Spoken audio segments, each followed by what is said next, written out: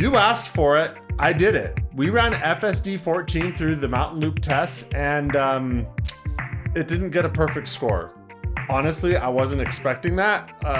Let's talk about it. If you're new here, welcome. I'm Mike, you're watching Thunderbolt Auto, and this is the Mountain Loop test. FSD has sort of become the benchmark of the autonomous vehicle world.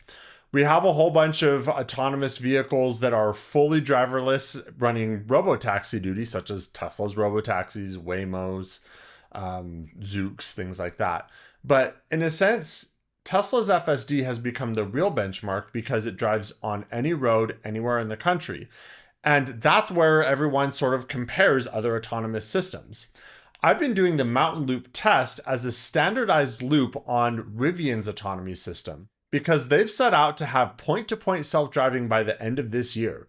They've been very outspoken about that goal, and we're going to hold them to it. So every release, I've been rescoring it and seeing how it does on the Mountain Loop test. And it does decently well. The last update was actually kind of interesting because it was a lot smarter, and I could tell there was a lot happening in the brain, so to speak, but it actually scored worse because of it. So I highly recommend checking out that video if you haven't. But coming back to FSD, a lot of you have been asking for comparisons against FSD or other automakers' systems, and I will be testing others, including Comma. At some point, I'm going to try and get my hands on GM Super Cruise as well. And I want to run all of them through this same Mountain Loop test so we can kind of get a good point of comparison between the different systems. Now, FSD has some high expectations around it. I myself have used FSD many times. I actually used to own a Tesla back before they had a full end-to-end AI autonomy stack, back when it was more of a rules-based system. But now we have the full AI end-to-end autonomy since FSD version 14 a few years ago. And now FSD 14.3.2 just came out, and it's running on hardware 4 on my buddy's Model Y. So we're going to go take that out for a loop. And it actually didn't score perfectly. It was really, really good. It came close, but it wasn't perfect, much to my surprise. Before we get into the test, a quick reminder about how the rubric works. There's two different scores. There's the incident report that's sort of the objective, can it do it or can it not? There's the vibe check that's more of a subjective, how does it feel while it's doing it? And they work sort of like a golf score where lower is better and 0 is a perfect score. And shout out to my friend Drayton, who owns this Tesla, for letting us take his car out for a drive and do this test. Also, if you're buying a Rivian, use my referral code down below. It'll give you up to 500 points in the gear shop, plus it'll give you free charging. So win-win there. Also, if you're interested in doing deep dives and testing on EVs and self-driving and tech and all that stuff, hit subscribe because that's my bread and butter. And I will be doing more of these tests and road trips and all kinds of content along those lines. All right, enough delays. Let's get into the drive. All right, folks, you asked for it. Here we are. We're running FSD version 14.3.2 in a hardware 4 Model Y on the Mountain Loop test. I'm fully anticipating a 0. It is challenging conditions. It's evening. We've got glaring sunlight. We've got a bit of traffic. So let's just hit the start button and let's go. So technically speaking, we're actually not even in the test yet, because usually I don't start the test until I'm up in front of the store. But we just get a little extra bonus that it's pulling out of the parking spot for us. So I'll take it. You're also in Mad Max. I don't know if you want to. Oh yeah, let's put that back down to hurry. Thank you. You're welcome. I feel like Mad Max, probably a lot of people drive in Mad Max. I'm assuming more people drive in hurry would be my assumption. But for those of you who are unfamiliar with Tesla FSD, oh, there's a stop sign right here, so we're stopping for that. Very good. Waiting for this pedestrian. Oh, we got a whole bunch of pedestrian action going on here. People walking by that are not walking in front, some people who are walking in front. For those of you who are unfamiliar with Tesla FSD, just like Rivian has 3 driving styles, mild, medium, and spicy, Tesla has 5. There's sloth, chill, normal. Is it normal or standard? That's a great question. Standard. Okay. Sloth and the floweth. Starting it from the lowest, it's sloth, chill, standard, hurry, Mad Max. So we're going to be in a hurry, the second to the top one. You know, all of these traffic control devices handled beautifully. Roundabouts, stoplights, all of that stuff, none of which Rivian can do. Hopefully coming soon though. They've got big plans coming this year, so this is sort of the benchmark that everyone is holding Rivian against. So theoretically, this should score a 0 on the test, but we will find out. Already off the bat, I can tell you it's not necessarily making a wrong decision, but it is making a different decision than I would make, because there's 2 left turn lanes here. And I would have chosen, and I usually do choose, the outside lane, because 1, that saves me an extra lane change, and 2, we're going to be turning right at the next light almost immediately after. Theoretically, it should be fine because I am not counting any of these lane changes against it because it's deciding to do the lane change. It only counts if I make it do a lane change. Wow, that was handled beautifully. So even though I wouldn't necessarily have done it that way, it got in there. It goes down. Oh, I mean, I can't say I would have done that any differently. So what happened there is we had that light turn red or go to yellow and then red on us, and we were coming in hot, and we were like right at that threshold of, do you floor it to get through or do you just slam on the brakes? And neither one is comfortable. It chose the more conservative get on the brakes. I probably would have done the same, honestly. I don't know. Do you feel like you would have gone through that one? I would have. But I'm always like scared of people rear-ending me, but I guess it can pay attention to more at once than I can. That's fair. I'm already looking forward. My first thought is like, make sure it's clear to go through and go, versus like check behind me to make sure I can slam on the brakes and still have time to stop. You know, one thing that just coming from the Rivian system that is always so crazy to me is just the distance with which it can see things. I could see this car that's like, I can't even see it. It's coming from like way over there around the corner. I mean, like it looks like, I don't know, a good quarter-mile distance at sometimes, just the amount of cars it can see and the distance it can see them. You know, Rivian does see a good number of cars at a good distance that I don't necessarily feel unsafe with it. But it definitely does lack at least what it shows the user on the display. It almost definitely sees more than what it shows on the display, but we don't get to see that much. I do notice that Rivian is very much lacking in perception on the sides though. Coming in from the sides, I notice it sees significantly less distance than from the front camera. Hopefully with more training they can get on that, but you know, I see vehicles that just sort of pop in when they're in front of the vehicle that I didn't even notice coming from the side as we're sitting in an intersection. Commenting on this though, freeway entrance, very well handled. Getting right up to freeway speed. You know, one of the things that drives me nuts, that happens quite often in this area, is people will get on the on-ramp and they'll be going maybe 45 or 50 by the time you get to the freeway. They're not going freeway speed. Hurry had no trouble doing that. Oh, interesting. There's a semi here, and normally I would want to get over into the next lane. Technically, you're actually supposed to get over into the next lane where there's a vehicle pulled over, but we couldn't really do that because we were boxed in by another semi on the other side. Interesting. This lane change in particular, the last few versions of Universal Hands-Free has actually had a hard time with. Because the automatic lane changes only work within the geo-fenced area. And I think that the mapping here is kind of messed up. And so it thinks that the exit lane is not part of the geo-fenced area, and it refuses to lane change automatically getting off of that. And so I have to do a manual lane change, which for this test, it doesn't really matter because an automatic lane change that the driver cues and a manual lane change count for the same amount of points. Like, if you're having to intervene to do the lane change, you're doing something, so it counts for points. But even just doing a manual lane change on the last one, it actually fought me doing the lane change because I'm assuming something to do with that weird mapping issue. So right now, Dre is being a wonderful assistant and removing the pin for me. In order to trick the GPS routing to do the loop that we wanted to do. We had to add a few pins along the way just to make it do, because you can't just route a loop in Google Maps. Well, I guess technically it's Google Maps with Tesla routing on it. This was the intersection where on my last test with Rivian Universal Hands Free, it actually spontaneously changed lanes in the middle of the intersection. It was just a weird, like, because the lines get kind of faint right there.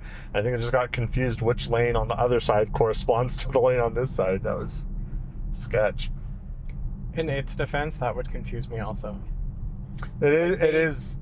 They like totally disappear for a good second there. And to be fair to it, that's the only time it's done it. I've run this loop several times, and that's the only time it's done it. So one interesting thing that Dre and I had been talking about just yesterday, actually, is this intersection is an example of it. There's a few intersections in Utah that's no right on red, and typically it'll have a big sign that says no right on red, and there's a red arrow as well. However, there is an intersection that's on both of our daily commutes that has a no right on red, but it's a shared signal. So it actually, side note, that has to be mapping based and not perception based, what it just did there. The reason it just got over into this lane is because this lane is a right turn only and that lane is ending. And it got over into this lane well before there were any markings on the road or any signage that would have indicated that. That has to be a mapping thing, right? Well, I don't know, because according to people that work at Tesla on Twitter, this FSD now does like fleet talking.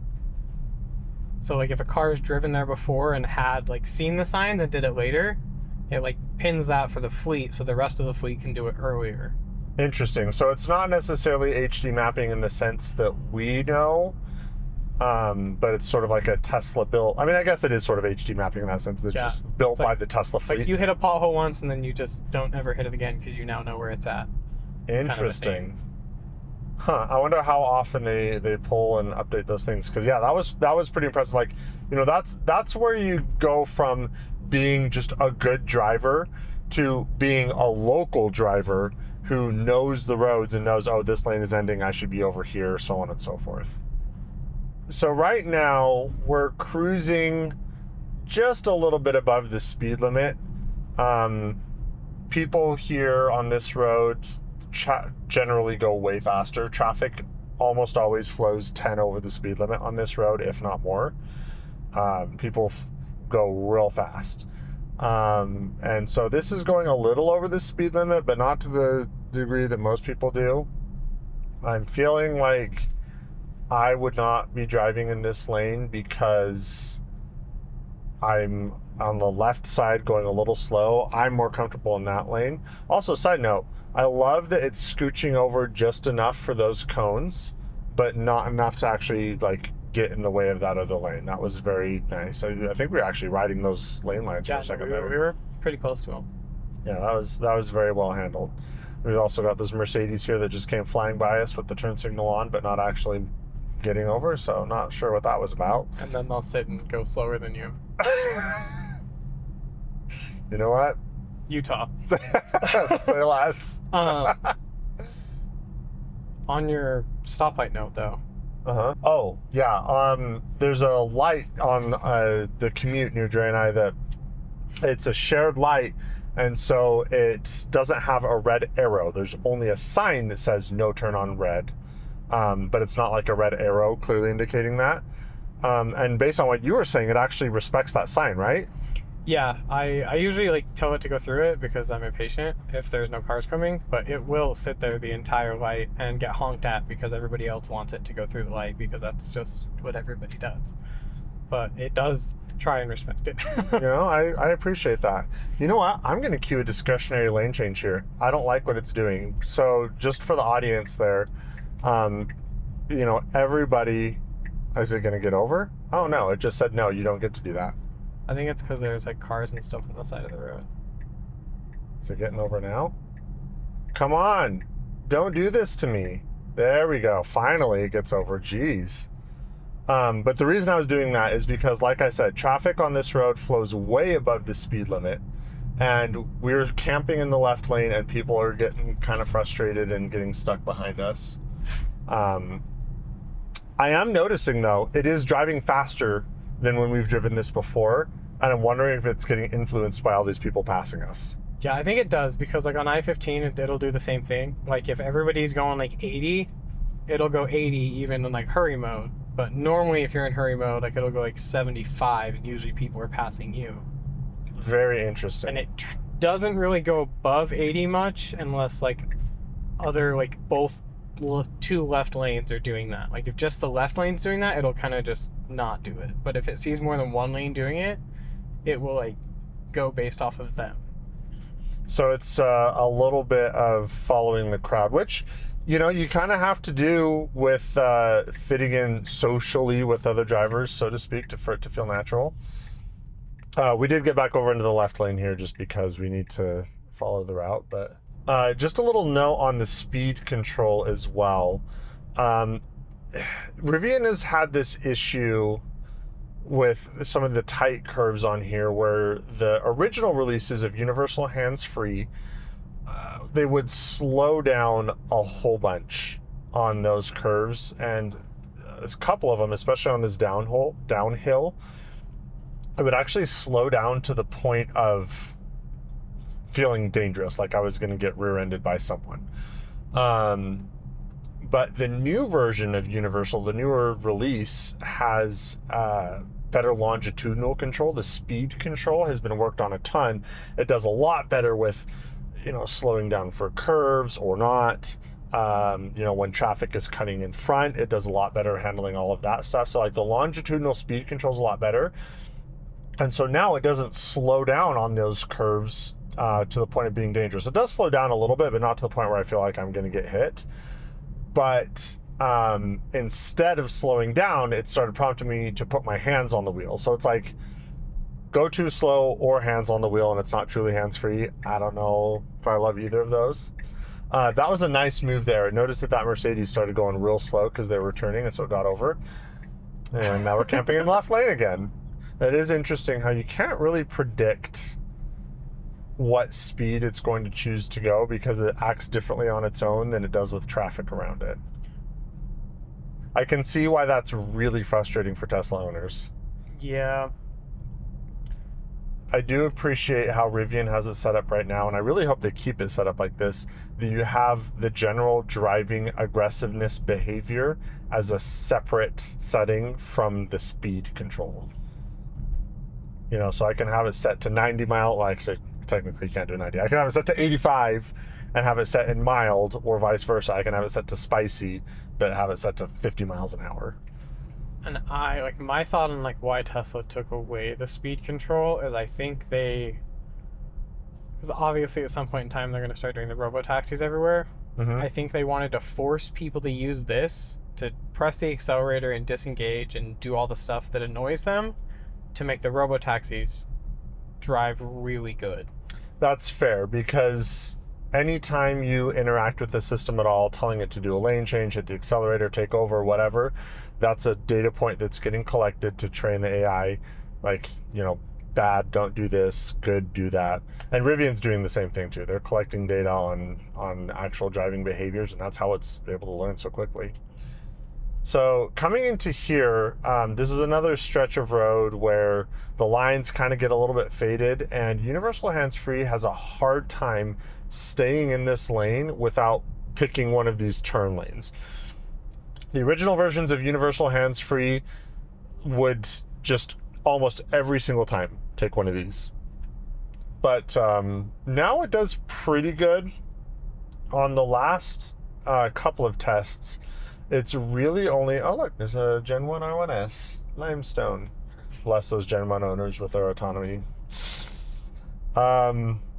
Anyway, it's the last turn, and I'll point it out when we get there, but the last turn is the one that always trips it up the worst, including the most recent version of Universal Hands-Free. These ones it seems to handle okay now. Okay, coming up right here, this is the turn off the Universal Hands-Free every time we'll try to take. And Tesla was not even a little confused by that. So another one that I'm very curious to see how it goes is we want it to go on the commuter lane. So we put a pin specifically in the commuter lane. So why we do are that. you going left? What? That is not at all what we wanted. Okay. I'm gonna manually get us over here. Was that because our map pin was over there, or was it just making a bad decision? No, the pin was literally like right here where these two lanes merge. So that's a new category that I don't really know how to score. We had to disengage because of a routing error. Okay, so let's just take a quick pause here. That's what the mistake was. And it's worth pointing out that this wasn't some sort of safety critical issue. This was simply the system making a navigational error for which I had to take over. And it was kind of interesting. So a little background on how we had this whole test set up. In order to make FSD drive the testing loop that we wanted it to drive on, we had to place several pins along the route. And Drayton, acting as my co-pilot, was removing pins as we went just before we arrived at them. That way we could prevent FSD from trying to park or stop at the destination that we had set, because it was more of a waypoint than a destination. And that worked extraordinarily well. At this point on the route, we were getting near one of the pins, but we were still probably about like a quarter to a third mile away from where that pin was. And the pin was located on a commuter lane because there's two roads that drive parallel and go the same direction. But on this loop, we take the commuter lane rather than the surface street. And for whatever reason, FSD did not want to take that commuter lane. And it, instead of continuing on the alternate route even, it tried to turn left off of the road that we were on in the opposite direction we were trying to go. So that was just kind of a weird little quirk. But I was able to get it back over into the commuter lane where it was supposed to be and re-engaged. So we'll pick up from there, and then when we talk about the scores, I'll talk about the scoring implication of that. Yeah, because the navigation was correct. The car just chose not to go to the pin. That's weird. That's very weird. But once we got it manually in the commuter lane, it took over and it's doing great in here. It's also kind of interesting to me how you can see the AI model inferring things. Because like over here, you can see the lines over there, but the cameras can't see over that wall. It physically cannot see those lines right there. And so when it sees a car poking over the wall, it just assumes, oh, that must look similar to this side of the road. And they're all kind of fuzzy. It's kind of cool. Okay, we're coming up to the final turn here to go back into the parking lot. Curious which parking spot it will choose. And this is not a no right on red light. It can turn right. Looks like the nav is going to have us avoid the roundabout again, which is kind of funny. I don't know why it does that. So it is worth noting the routing in this is different than Rivian's, even though they both use Google Maps. From my understanding, Tesla uses Google Maps, but all of the routing is just 100% proprietary Tesla, whatever, just on a Google map. Whereas Rivian's routing actually does use Google for the routing, but it's like a Rivian customized version of Google's routing that takes into account charging and all that stuff. So it's sort of a hybrid model between the two, instead of just a Rivian proprietary. Okay, and with that, it concludes the test. So really, we just have that one disengagement that I had to do because of a routing error, not because it was doing something like dangerous or against the rules necessarily. It just wasn't following the route. Oh. We're backing in. That's an interesting pick. Huh. I've only ever seen FSD park forward. Okay, well there you go. So that's the parking spot that it picked. And there you have it. So one disengagement, not a perfect score. Let's talk about it. So there you have it. There was the mountain loop test with Tesla FSD. Honestly, pretty drama-free. And not that I was expecting anything else, it did extremely well. There were a couple of social things that felt a little bit awkward about it, which I can talk about in the vibe check. But overall, honestly, I didn't have to think about much. I just kind of had to sit there and watch, and it did phenomenally well. All right, so let's talk about that incident report. In a surprise to absolutely no one, it just got a fat row of zeros, except for the one that was surprising to me, that one takeover that I had to do that resulted in 10 points because it made a mistake. And this one was kind of interesting to me because it wasn't a safety critical issue. It literally was just it not following the navigation route. It was not following the directions. And that does happen from time to time with FSD. And it's interesting because based on my own personal experience and hearing from those who do daily drive a Tesla with FSD, it's rare that that happens, but it does happen. So I feel like this 10-point score is sort of representative. FSD isn't perfect in every scenario every time, but it does perform perfectly or near perfectly a lot of the time. And so, while I was hoping for a perfect 0 score, we didn't get it on this one. Now, an interesting thing to note about this particular takeover in this particular spot, the way that these roads are laid out, there's a commuter lane and there's a surface road that are both parallel and drive in the same direction. On the mountain loop test, I always take the commuter lane because it's just an uninterrupted one lane to get from end to end. And as I described before, this time around, we specifically put a pin on the commuter lane so it would take that lane and know that was the way we were supposed to go. It is worth noting, though, that Dre and I actually ran this test once before we filmed this video as sort of a pre-trial run. And on that pre-trial run, I actually had to take over in exactly the same spot.